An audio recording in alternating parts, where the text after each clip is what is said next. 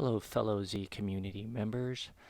I'm making this video here for all of us because over the years I've had some issues with my headlights not aiming correctly, and I have been procrastinating on whether to realign the lights.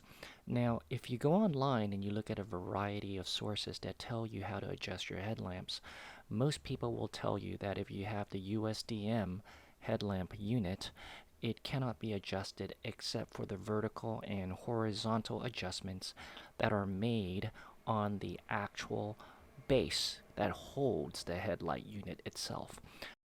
And I wanted to shatter the notion that the USDM headlight unit cannot be adjusted vertically and horizontally unless you're adjusting the actual metallic base that the headlamp unit is resting on. So what you see here is my 1990 300ZX twin turbo. The door jamb says it was built in April of 1989. It is slightly modified, has over 162,000 miles, and at this point in my life I drive it roughly 1,200 to 1,500 miles per year. And this is because I want to have a sense of occasion when I drive. And so I usually drive very, very early Saturday and Sunday mornings just to give it a sense of occasion. My daily driver is a Subaru. I love that car to death, but the sense of occasion you have when you get into a Z that's over 30 years old, and with friends of mine who have a similar modification set up like mine, this car pushes roughly 345 to 350 wheel horsepower tested at the dyno. So I'm very pleased with the car. It's a very fast car in my opinion. It's not fast like the new cars out today, but it's definitely not a very slow car, I can tell you that. And I enjoy very spirited driving, especially during the wee hours of the morning, right during early twilight and the 45 minutes before sunrise. But this is, of course, where the headlight issues come in. The low beams are pointing a little bit too low, and unfortunately, that makes driving a little bit precarious. But more importantly, it's the high beams that really get on my nerves, because if you're driving on a very dark road and you turn on the high beams aim in a bizarre fashion almost up into the sky. The car I own is I'm the third owner of the car, and so I do know the person who sold me the car said the car overheated once, and I'm not sure if that had somehow warped the housing in some way and caused the alignment to go off. But in any case, that's a moot point because that was the past, and the here and now requires me to actually fix this problem. So I really wanted to demystify the whole process of aligning a USDM headlamp unit on the Z.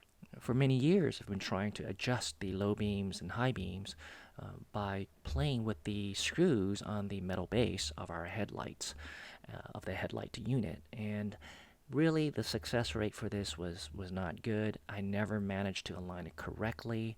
The low beams were pointing too low, and the high beams were too high, and the positioning of the headlights was very weird. So you see here how the passenger side headlights um, are adjusted too high to compensate for the low pointing low beams, which of course meant that my high beams go even higher into outer space.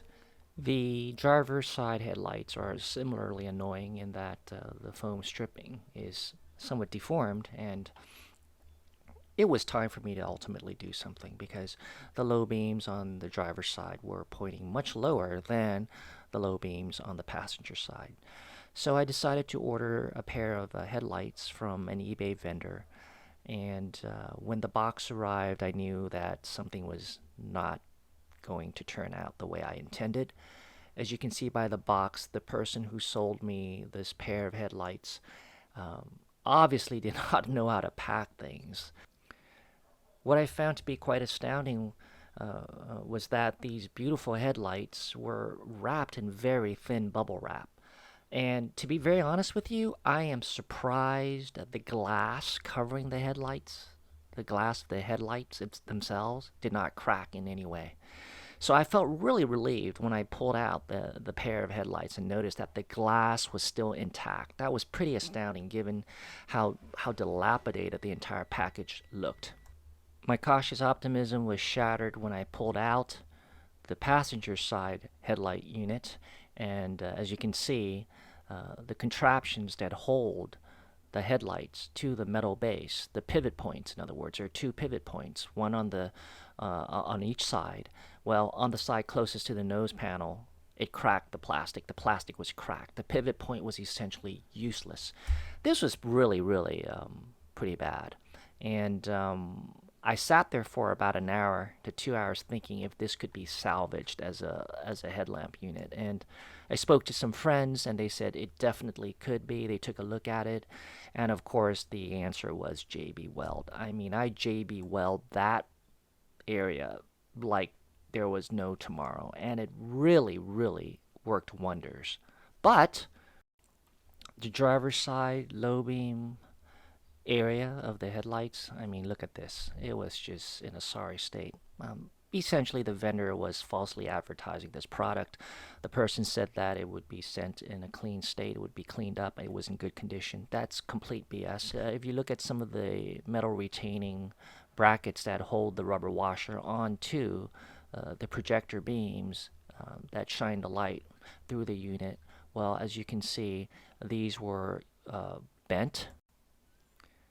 And after removing the glass housing and the actual projector units out of the headlight housing, I was looking at the cracks, and the driver's side was basically unsalvageable. This person tried to use wood chips as a means to fix the cracks by combining it with silicone, and it was so thickly applied that I could not even remove the metal contraption that was the pivot point to the side of the housing, and it was just basically glued on there in a very stubborn manner. I could have tried to fix this like the passenger side unit, but that wasn't going to work, so I opted to sadly give up on this particular driver's side headlight and sacrifice it on the altar of the Z gods by turning it into a guinea pig for me to test my theory that the USDM headlight unit can indeed be adjusted beyond what the metal base adjustments are able to do, and that is to adjust it through the screws that have been glued by epoxy in the back of the headlight unit. Now, this cool guy on the internet named David, and you can see his URL at the top of the screen, provided his analysis of the USDM versus the JDM headlamp units, and I found this to be one of the better articles out there regarding how to re-aim your deformed headlight trajectories. And so he provided this particular diagram, which really piqued my interest. And you see the lines that go to the high beam vertical adjustment and low beam horizontal adjustments. Those are under the epoxy that I was referring to earlier, as are the top screws. Now, the top screws can be seen on the high beam section of this rear shot of the passenger side headlights.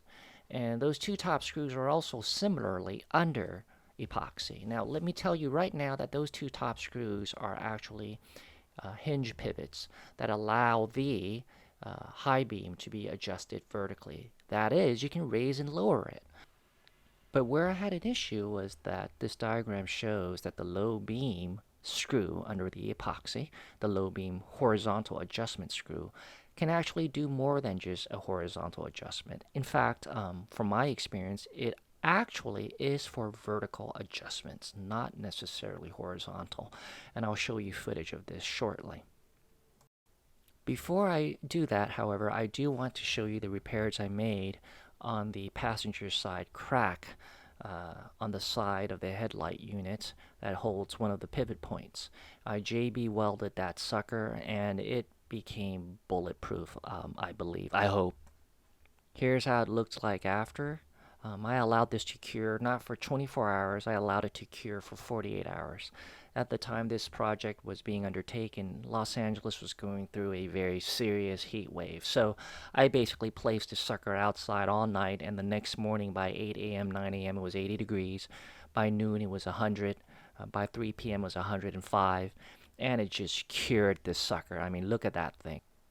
Similarly, I did the same to the inside of the passenger headlamp unit, and I just slathered JB Weld on there and let it cure for about 48 hours in the heat wave that Los Angeles was going through around early September 2022. The screws under the bezel that connected to the plastic housing where the projector beams and reflectors are were cracked as well, and so I JB welded those suckers as well, and I let it cure for 48 hours in the LA heat wave, and so it was quite sturdy after that, and I screwed it back on fine. Again, I want to go back to David's diagram here because I want to make the connection that the Phillips screw under the epoxy that potentially adjusts horizontally the low beam is actually good for vertical adjustment. And again, I'll have footage of that in short order. I just want to approach this from a very systematic and patient pace so that people don't just jump into this and think they can do it in a day. In fact, again, I cannot reiterate this enough, has to be very patient in this entire process. And there were many steps I did not show because I assumed that YouTube videos would instruct you on how to do so, namely to remove the glass from the plastic housing unit by heating it with a heat gun, and a whole host of other steps which I think other YouTube videos will cover effectively. Now recall that the driver's side headlamp unit was completely destroyed, and I therefore turned it into a guinea pig for me to experiment on this theory that those Phillips screws can actually do some sort of adjustment to align your low beams and high beams along with the vertical and horizontal adjustments that are on the base of the USDM headlights. And so what I did was I took David's photograph and diagram and mirrored it on Windows Edit, and I relabeled things a little bit. And now you're looking at the driver's side headlight unit that was mirrored off what David had and relabeled slightly so that you can see how I tested my actual driver's side headlight unit that was sacrificed so that I can prove this point that the adjustments do exist beyond the ones that are on the metal base, working with the pivot points on the left and right side of the headlight housing. Now I know that was a mouthful, but if you've contemplated this set of activities long enough, all of this is really important for you to just keep in mind. Now here you see the driver's side sacrificed unit with the top two screws that hold the hinge pivots of the high beam removed. Now the lower screw on the high beam bulb section as well as the lower screw for the low beams cannot be removed, because if you look into the unit itself, you'll see that there are lock washers holding those two screws together. But the top two screws that have been removed are the screws that hold the high beam in their hinge pivots that allow the lower screw adjusting the high beam to therefore pivot the reflector. Thank you for listening to that. Here you see the low beam adjustment screws on the left and the high beam adjustment screws on the right. Now, unlike David's diagram, both of these adjust vertical positioning of the low beam and of the high beam, with the left attending to the low beam and the right attending to the high beam. Okay? Now, you're probably asking what was the labor involved in getting rid of the epoxy. Now, let me show you that. Again, a quick reminder, the unit I'm performing this drilling on to get rid of the epoxy so as to expose these screws was done on the driver's side. Why? Because I ordered a brand new one later on, And because I had experience working on the one that was sacrificed on the altar for our Z gods, the new driver's headlight unit, which comes from a vendor, another vendor on eBay, was just super excellent. It was in great shape. So by the time I got to working on that driver's side, everything was just running quite smoothly. I used a Dremel drill, a cylindrical drill with cutoff at 3 millimeters, and it's really ideal because it can clean that perimeter area right outside the screw, but before the collar that rises above the screw to house where the epoxy was injected. The drilling process was a bit time consuming, and I really recommend you wear a mask for this because the dust is quite fine and it just goes everywhere. That said, when the drilling took place, be gentle with it. It will reveal the screws over time, and if you use a wire brush later, you can really just bring out the metal. And after doing this, after cleaning it up with a metal brush and getting rid of all the residue, I just sprayed lithium grease, lithium lubrication onto it, WD-40 lithium, and I let it soak overnight because I wanted these screws to be able to turn effectively. Here you see those screws showing themselves after the epoxy has been removed. Again, I let the lubrication soak into the screw housing overnight because I knew a lot of adjustments would be made in the following days. Now, once the screws at the top for the high beam area are removed, you get to see at the front the hinge pivots that it rests on, and that black oval piece at the bottom is what the adjustment screw for the high beam aiming of the reflector goes into.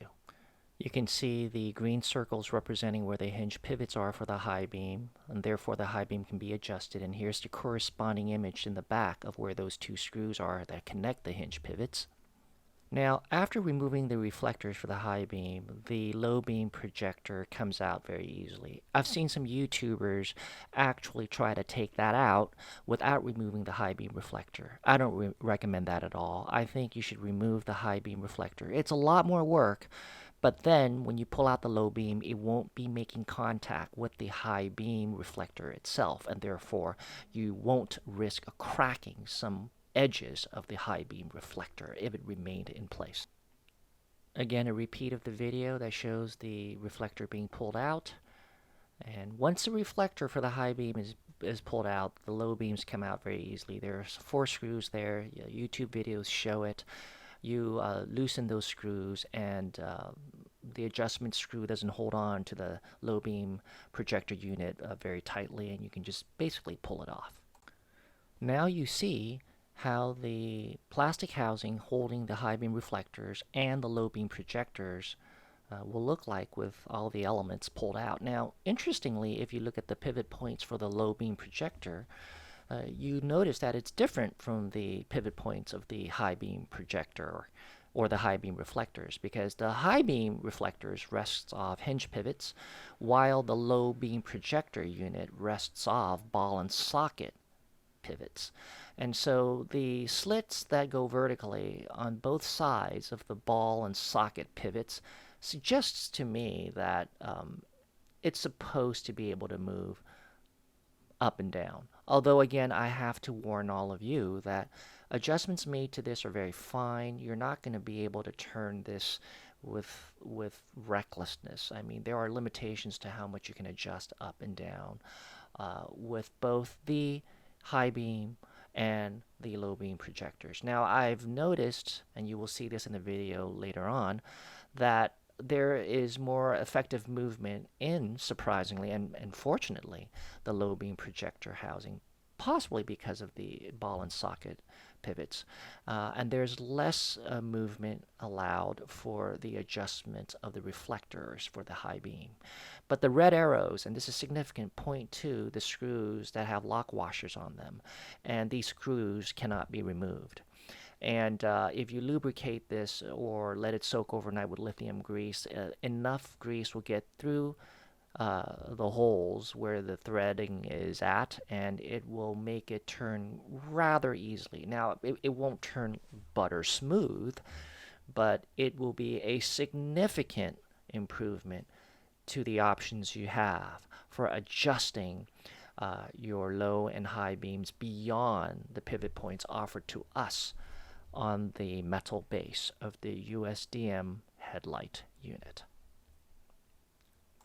Here you see me adjusting the vertical position of the low beam by turning the adjustment screws, the ones that have the lock nuts on them.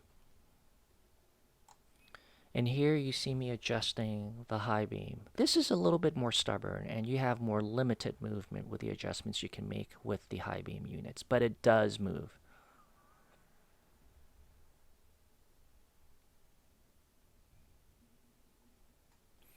I then proceeded to lubricate and or grease all of the pivot points on the metal base of the headlamp unit. And here I'm showing you the passenger side base. And there are quite a few pivot points on this, and I got really geeky about it. I was quite fascinated with the amount of complexity that people engineer into this stuff. So I sprayed WD-40 there. I greased this section. I proceeded to also look at every threaded area and grease those areas. Now, there's a British gentleman on YouTube that says that if your gear inside that housing is cracked, you can get a replacement part from Tamiya.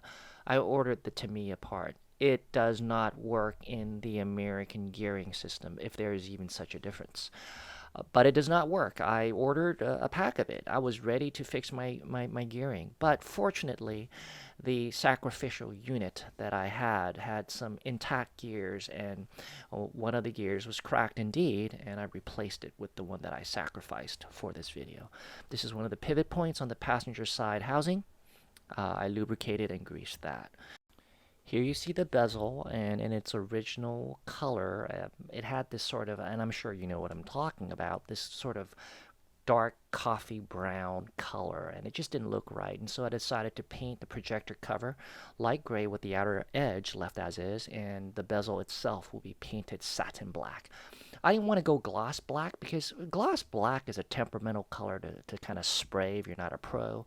And there are always just these blotches that don't seem to be consistent with different parts of the areas you spray. So satin kind of got rid of that whole problem right there. And here you see the unit installed with the light gray painted onto the projector cover, and the satin black and I think the gray looks really good together, and the outer edging of the cylindrical cover is still left in that original brownish dark charcoal color, if you want to call it that.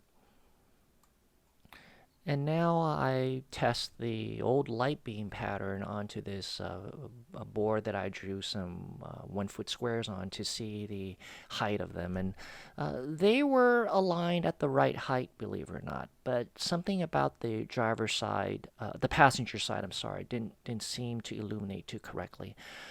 I then tested the high beams, and as you can see, the high beams were much higher, so I marked those areas where the high beam pattern landed on the board. After placing my new headlight units onto the car, it was time to test the projection beams. And here you go. It looks pretty good, pretty consistent. I put new Sylvania light bulbs in there, and the high beams are quite aligned. I biased the high beam to point a little bit lower than the specs listed in our user's manual. I'd like to emphasize that at this point, upon putting in your headlight units back into the car and realigning it so that the low beams match each other and that the high beams match each other, and then the high beams and low beams matching each other in terms of height, took forever.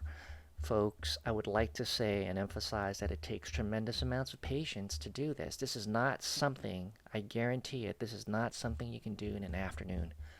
This is something that takes quite a long time. You have to welcome the night, or you have to have a dark environment. And after showing you this footage where the board, which is broken up into square feet, shows where the projection beams are going, I actually went for a few night drives to test it. And so I drove my Z around a few times without the front bumper. I found some empty parking lots where I was able to fine-tune further the heights of each of the headlamp units, that is the driver's side and the passenger side. Note that by now, the alignment of the high beam with the low beam is consistent on both sides of the car. And as such, when I was at these empty parking lots, I essentially was able to fine tune it with very little fanfare.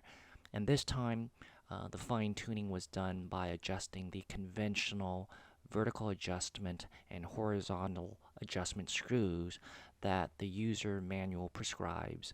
And the process was, of course, very easy.